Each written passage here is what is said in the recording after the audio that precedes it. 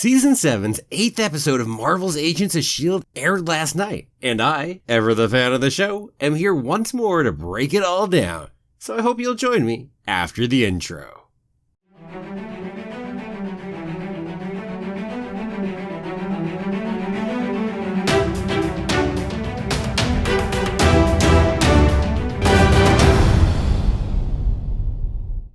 Well, hello there!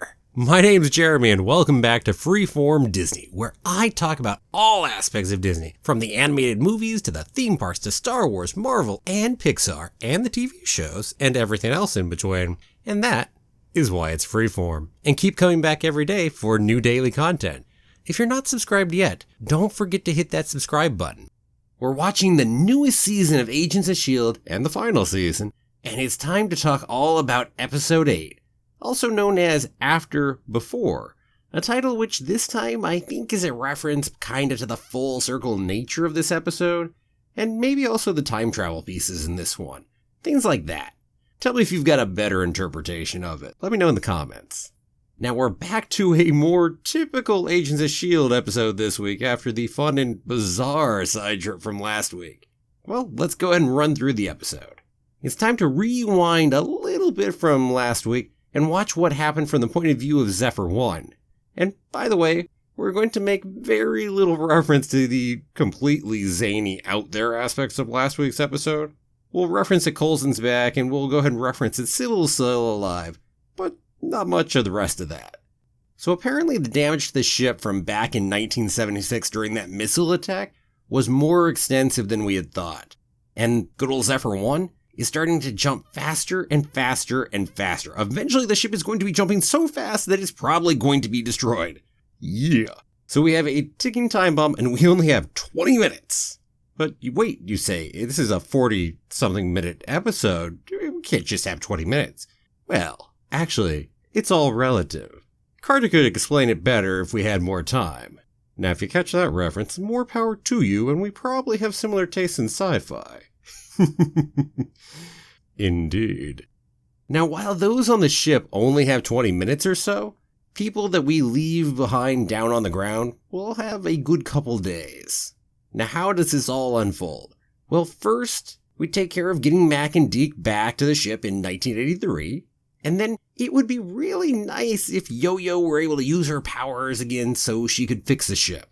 Because we need somebody with a whole lot of speed to be able to get in there and fix that time drive. But no luck there. So it's time for her and May to head off to the Inhuman sanctuary known as Afterlife so we can hopefully fix whatever's going on. And right now at this point in time, Jiaying, Daisy's mother, is currently in charge there. But this is before she was tortured by Whitehall and before Daisy was kidnapped. I mean, heck, Daisy won't even be born for another 5 years. So we're hoping that she'll actually be much nicer and more accommodating now than she was when we knew her. Yeah. So anywho, the two of them get down there, and Jiaying is certainly willing to help, given that Yo-Yo is an Inhuman, and we help our own. Well, we get some great scenes during the course of this between May and Yo-Yo, who really the two of them get a lot of good screen time this episode. And during the course of it, we get some extended backstory on Yo-Yo, and find out about some of her troubled childhood and some extreme guilt she's hanging on to both from her childhood and using her powers and during the rest of her life, even from the time we've known her here during S.H.I.E.L.D. So, yeah. Whew. Well, we find out that the problems she's having with her powers, well, they aren't because of a physical poisoning, per se. They are mental. Let me stop and note that I really appreciate that the show makes the clear point that this is no less valid a reason than it being some kind of poison. Often mental issues are looked at as simply being too weak, as if they were easy to overcome. And so having a more genuine look at this was much, much appreciated. Good on you for the writers and the creators on this one. Anywho, moving back on, May is with Yo-Yo for all of this, because May's empathic abilities have continued to increase. She can detect emotions now at a distance, although she can still feel them most strongly when in physical contact, so either holding somebody or, say, fighting with Yo-Yos or sparring. Wow, I mean, dang, I wonder just where we're heading with May's abilities as they keep increasing like this.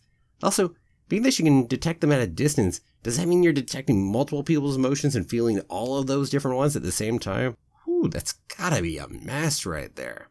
Oh, and as a different side note, it was a nice touch that Jang went ahead and caught on to May's empathic abilities without having to be told about them. Really, it makes sense for someone like her to be more attuned to that when she's got Inhumans all around and she's known multiple empathic people.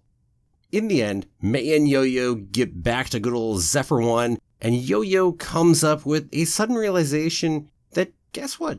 She is going to use her power. She's going to go stop that malfunction time drive, because she realizes that she only can have to be Yo. She doesn't have to be Yo-Yo.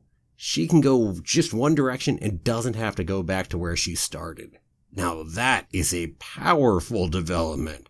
Whew, powers are definitely increasing here in Season 7. It's going to be interesting to see where we go. And I don't know how much more we'll delve into Yo-Yo's psyche and her trauma at this point, now that we've done what we did in this episode. This feels like we definitely did the most of the heavy lifting for delving into that part of the character arc. So we might touch on it a bit more, but probably we're looking at other characters majorly after this. It was nice to get to delve into Yo-Yo for a bit. Okay, now let's rewind the clock just a little bit and head back to Afterlife. Well, we found out that Jiaying has a daughter named Korra, so a previously unknown half-sister of Daisy.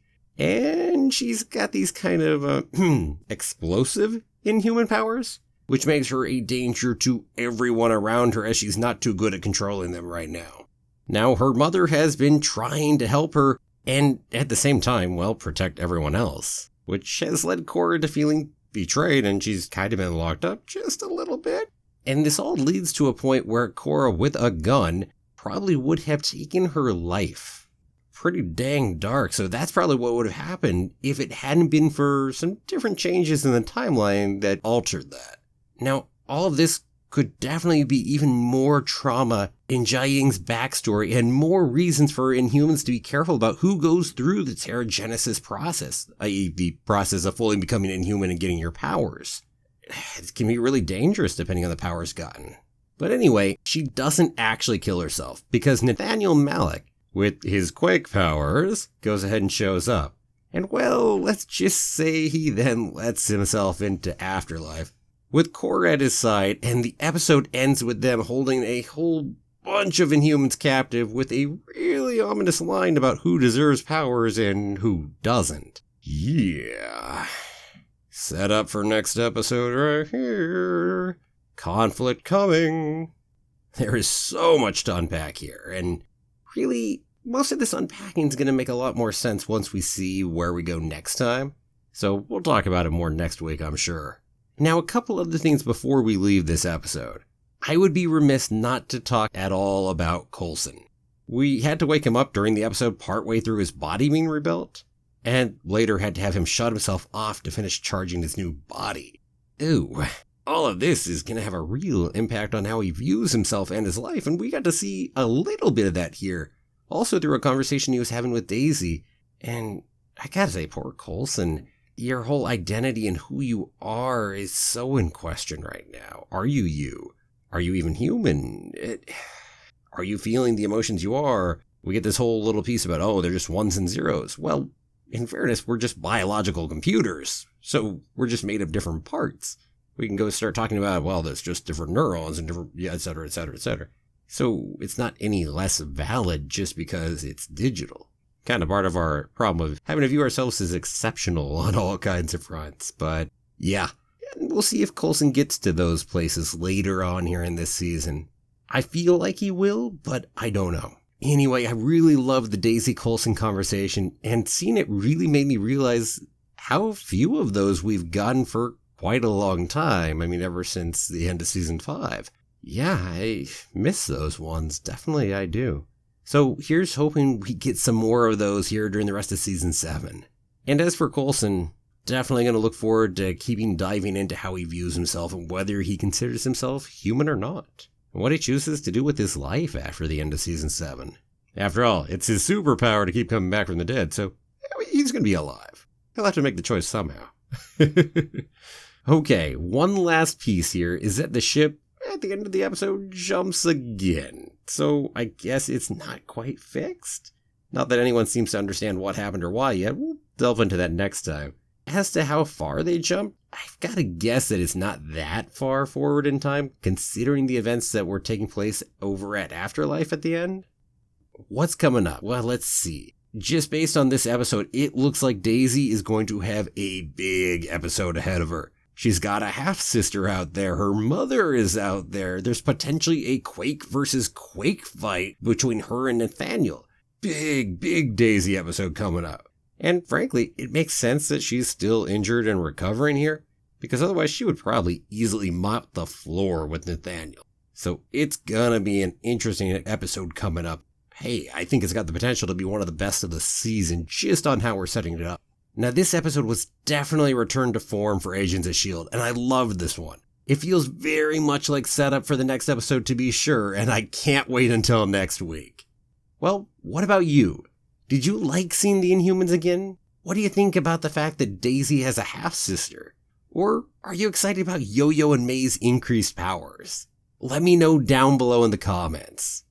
And thanks for watching. If you liked the video, please give it a like, share it with anyone you think will too, and don't forget to subscribe if you haven't already. I'll see you back here tomorrow for another new episode of Freeform Disney. Have a magical day, and may the Force be with you always.